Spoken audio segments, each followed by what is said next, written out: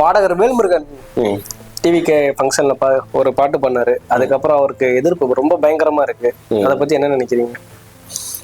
ஆமா, அவர் மேல ஒரு வழக்கு கூட பதிவு.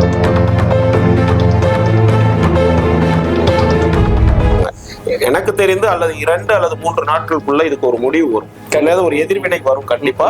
அதன் மூலமா ஒரு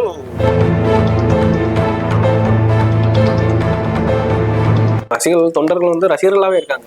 ஸோ அந்த லெவல்ல பாத்தீங்கன்னா அண்ணாமலை அவர்கள் வந்து ரொம்ப இம்பார்ட்டன்டான தலைவர் தான்.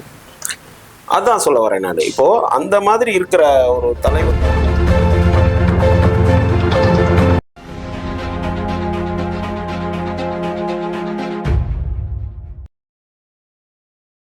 நியூஸ் தமிழ்நாடு நேயர்களுக்கு வணக்கம். ஸ்ரீகாந்த் சார் வணக்கம். வணக்கம்.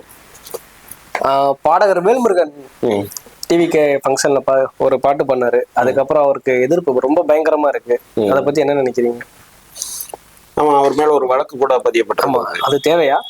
இல்ல, தேவையில்லாத ஒண்ணுதான். பொதுவா என்னன்னா, இப்ப இந்த மாற்றத்துக்காக புதுசா வர்ற எந்த ஒரு அரசியல் கட்சியுமே வந்து ஆப்போசிஷன்ல இருக்கிற ஆளுமை மிக்க கட்சிகள் வந்து அவளை ஈஸியா விட மாட்டாங்க. அது எந்தெந்த விதத்தெல்லாம் இப்ப அழுத்தங்களை கொடுக்க முடியுமோ எல்லா விதத்திலையும் அழுத்தத்தை கொடுப்பாங்க. அந்த வகையில இப்ப விஜய் அவர்களோட தமிழக வெற்றி கழகம் வந்து ஒரு முன்னெடுப்பை எடுத்து ஒரு பெரிய சக்தியா மாறுறத வந்து இங்க ஆளும் தரப்பும் சரி, இல்ல மத்தியில ஆளும் தரப்பும் சரி, இவங்க 2 பேருமே இந்த விஷயத்துல வந்து ஒன்னாயிடுவாங்க. காமனான ஒரு எதிராளியை வந்து க்ளோஸ் பண்றதுக்கு அல்லது அவங்களோட வளர்ச்சியை தடுக்கிறதுக்கு இது மாதிரியான விஷயங்கள்ல ஒன்னாயிடுவாங்க. அப்படித்தான் வந்து இந்த வேல்முருகன் வந்து அந்த பாட்டு பாடின ஒரு விஷயத்த வந்து ஒரு வழக்கு பதிந்து அதுக்கு ஒரு எதிர்ப்பு குரல் பயங்கரமா வர்ற அளவுக்கு அது வந்து அதை கிரியேட் பண்ணியிருக்காங்க. அவர் மன்னிப்பே கேட்க வச்சாங்க. ஆமா, ஏன்னா ஒரு கட்சி நடத்துற ஒரு விழா, அந்த விழாவில் ஒரு பாடகர் வந்து அந்த இடத்துல பாடும்போது அங்க இருக்கிற தலைவரை புகழ்ந்து பாடுறது வழக்கமான ஒண்ணுதான்.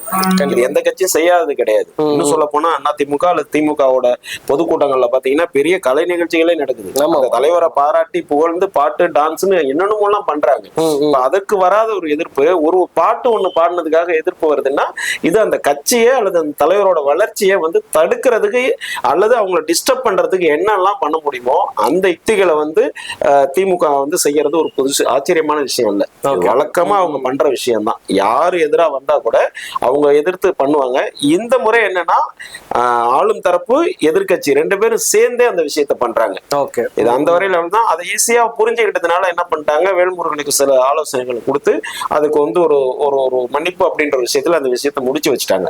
ஆளும் தரப்பு எதிர்பார்த்தது வேற, அதை ஈஸியா ஹேண்டில் பண்ணி அதை முடிச்சு வச்சுட்டாங்க. அது அவ்வளவுதான். இப்ப இந்த விஷயத்துக்கு இவ்வளவு முன்னெடுப்பு எடுத்து எதிர்ப்பை தெரிவிக்கிறவங்க ஆளுங்கட்சியோட பேச்சாளர்கள் பேசக்கூடிய அந்த ஆபாச பேச்சுகள், ஆபாச மேடை பேச்சுக்களுக்கு எத்தனை வழக்கு போட்டிருக்காங்க? ஒண்ணும் கிடையாது. என்ன எதிர்வினை ஆற்றிருக்காங்க எதிர்கட்சிகள் அல்லது பொதுமக்களாக கூட எடுத்துக்கோமே. பொதுநல வழக்கு போடுற அந்த மனிதர்கள் வந்து இந்த ஆளும் தரப்பு பண்ணக்கூடிய ஆபாச பேச்சுகள், அதாவது நான் கூசுற அளவுக்கு, காதுகள்லாம் கூசுற அளவுக்கு பேசுறாங்க. கண்டிப்பா பெண்களை உட்கார வச்சுக்கிட்டு அவ்வளவு கேவலமா அவ்வளவு ஆபாச பேச்சுகளை பேசக்கூடிய மேடை பேச்சாளர்கள் மீது என்ன வழக்கு போட்டிருக்காங்க? என்ன எதிர்வினை ஆற்றிருக்காங்க? எதுவுமே இல்லையே. அப்ப இது எல்லாமே வந்து என்னன்னா, எதிர்கட்சிகள் வந்து புதுசா வரக்கூடிய தனக்கு அச்சுறுத்தலா இருக்கக்கூடிய ஒரு தலைவருக்கு அல்லது அந்த கட்சிக்கு எந்த விதத்திலெல்லாம் டிஸ்டர்ப் பண்ண முடியுமோ, அழுத்தத்தை கொடுக்க முடியுமோ அதை தான் செய்யறாங்க. அந்த வகையில இது வந்து முடித்து வைக்கப்பட்டது. இது எந்த வித பாதிப்பும் தமிழக வெற்றி கழகத்துக்கும் உண்டு பண்ணாது. இவங்க காங்கிரஸ் கட்சி கூட்டணி விஷயத்துல இன்னும் கபடி ஆடிட்டு இருக்காங்க. இன்னைக்கு கூட அவங்களோட டேட்டா சென்டரோட ஹெட் வந்து பிரவீன் சக்கரவர்த்தி வந்து இப்போதான் தாவேக்காக்கு வந்து சப்போர்ட் ஆகும். மற்ற எல்லாரும் வந்து அவங்களோட மாநில தலைவர் வந்து டிஎம்கேக்கு வந்து சப்போர்ட்டாக பேசிட்டு இருக்காங்க. இன்னும் அது தொடர்ந்துகிட்டு இருக்கேன். இல்ல, காங்கிரஸோட நிலைப்பாட்டுல வந்து என்னன்னா, அவங்க இந்த தடவை வந்து ஒரு மாத்தி யோசிக்கணும் அப்படிங்கிற இடத்துக்கு நகர்ந்து இருக்காங்க. ஏன்னா இது நாள் வரையில வந்து கடந்த எலெக்ஷன் எல்லாத்துலயுமே அவங்களுக்கு வந்து ஒரு 3வது வாய்ப்பு இல்லை, ஒரு ஆப்ஷன் இல்லாம இருந்ததுனால வேற வழி இல்லாம அதிமுக அல்லது திமுகன்னு இப்படி மாறி மாறி அவங்க போக வேண்டிய சூழல். ஏன்னா இங்க தமிழ்நாட்டுல அவங்களுக்கு ஒரு பெரிய ஓட் பேங்க் இல்ல. அப்போ ஒரு சப்போர்ட்டிங் பார்ட்டியா இருக்க வேண்டிய ஒரு சூழல் அவருக்கு இருந்ததுனால அதை இருந்தாங்க. இந்த தடவை இன்னொரு ஆப்ஷன் இருக்கிறதுனால அதை மாத்தி யோசிக்கலாம். அவங்க நாட் ஓன்லி தமிழ்நாடு இல்லாம புதுச்சேரி, கேரளா இது 2ஐயும் வச்சுதான் இப்ப வந்து அவங்க யோசிக்கிறாங்க.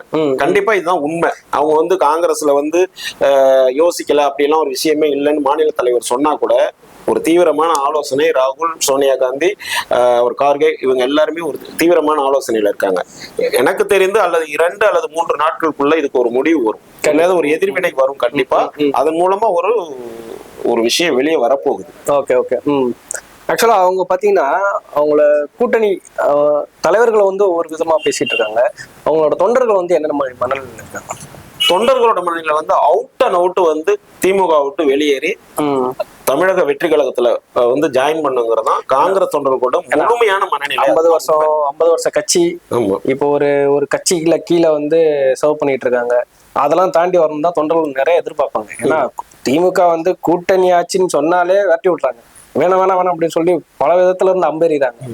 அப்ப இதெல்லாம் இருக்கும்போது அவங்க தொண்டர்கள் வந்து மனநிலை தான் ரொம்ப முக்கியம் நான் பாக்குறேன். இல்ல, தொண்டரோட மனநிலை அதுதான் 100% வந்து அவங்க இந்த முறை, அதாவது ஒரு திமுகவுக்கு வந்து கிட்டத்தட்ட ஒரு அடிமை மனநிலையில அவங்க எல்லாருமே இருக்காங்க. கண்டிப்பா திமுக வந்து ஒரு நாட்டாண்மை மனநிலையிலும் சப்போர்ட்டிங் பார்ட்டிஸ் எல்லாமே வந்து ஒரு அடிமை மாதிரி அவங்க மாறிடுவாங்க. அது எலெக்ஷன் டைம்ல அவங்கள சேர்த்துப்பாங்க. எலெக்ஷன் முடிஞ்சு சக்சஸ் வின் கிடைச்ச உடனே அவங்க வந்து அந்த ஒரு பண்ணையா 2 வேலையாட்கள் மனநிலைக்கு போயிடுவாங்க.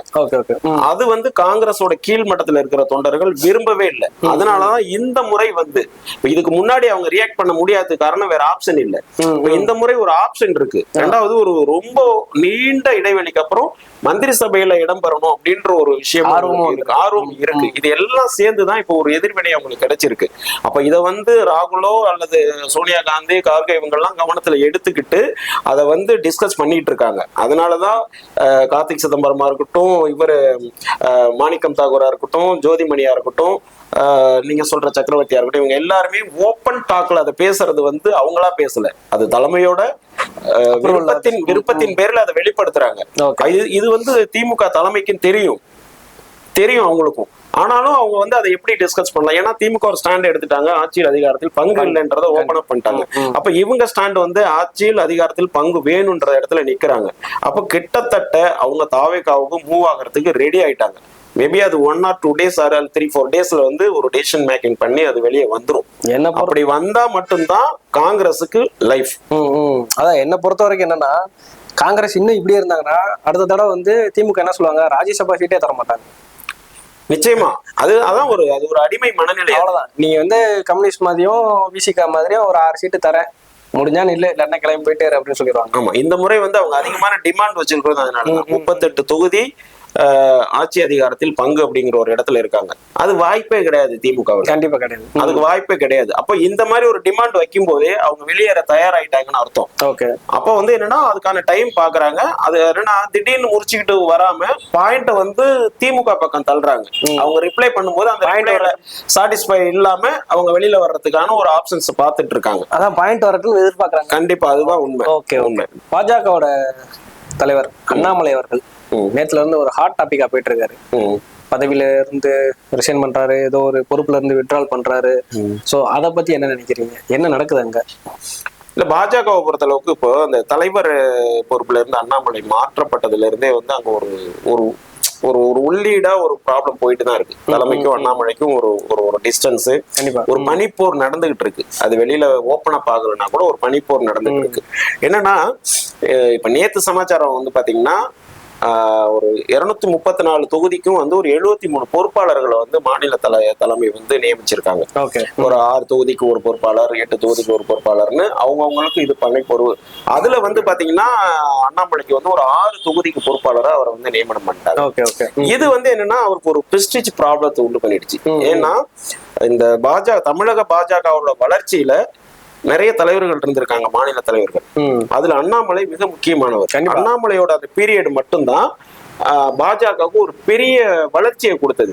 அந்த பாஜகவோட வளர்ச்சியை அண்ணாமலைக்கு முன் அண்ணாமலைக்கு பின்னு எடுத்துக்கலாம். அண்ணாமலைக்கு வந்து ஒரு நிறைய ஃபேன் பேஸ் இருக்கு. ஆமா, என்னன்னா அவங்க கட்சியிலேயே சரி மற்ற தலைவர்கள் நீங்க கம்பேர் பண்ணீங்கன்னா அண்ணாமலை அவர்களுக்கு வந்து நிறைய வந்து ஒரு ரசிகர்கள் தொண்டர்கள் வந்து ரசிகர்களாவே இருக்காங்க. ஸோ அந்த லெவல்ல பாத்தீங்கன்னா அண்ணாமலை அவர்கள் வந்து ரொம்ப இம்பார்ட்டன்டான தலைவர் தான். அதான் சொல்ல வரேன் நான். இப்போ அந்த மாதிரி இருக்கிற ஒரு தலைவருக்கு வந்து இது